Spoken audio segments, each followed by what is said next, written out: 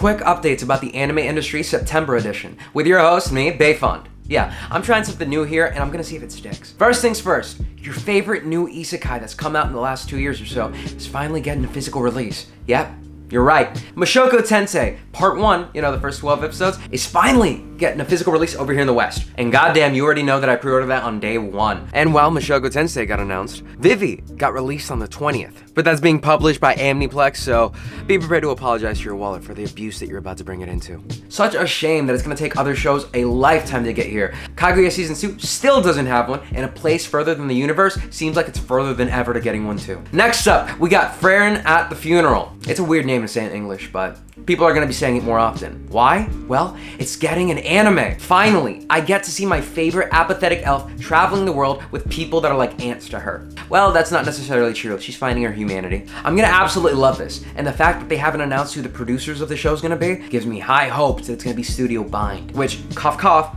is a segue because Mushoku Tensei was made by Studio Bind. And if it has that same level of quality, for damn sure, people are going to be talking about this anime for years. And when we're talking about anime adaptations, My Dress-Up Darling is getting a season 2. That was just announced as well. As everyone could have predicted, because this show had people talking about it for months on end. Because for reasons that are completely justified, Mirin captured all of the degenerates' hearts. Oh. And if you're one of the good ones that doesn't watch anime illegally and actually pays for Crunchyroll, do I have a treat for you.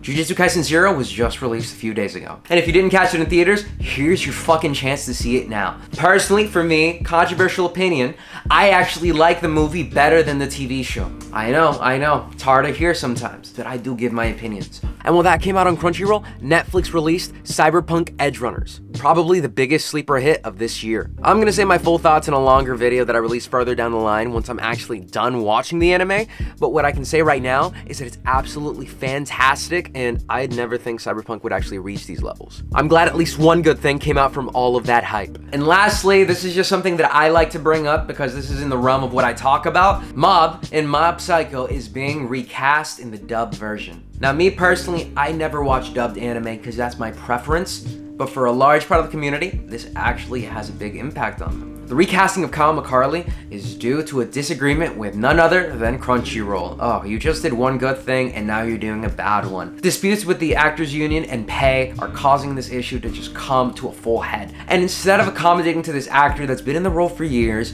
they're now gonna recast him because, well, it's easier to throw people away and replace them than it is to actually treat them as a human being, it seems. Bad on you, Crunchyroll. And with that, I think this is a wrap for my news in September. Let's hope that nothing big happens in this last week, because then this would make this a little bit overshadowed. See you next time when I talk about a series or show or manga or anything that I talk about. See ya.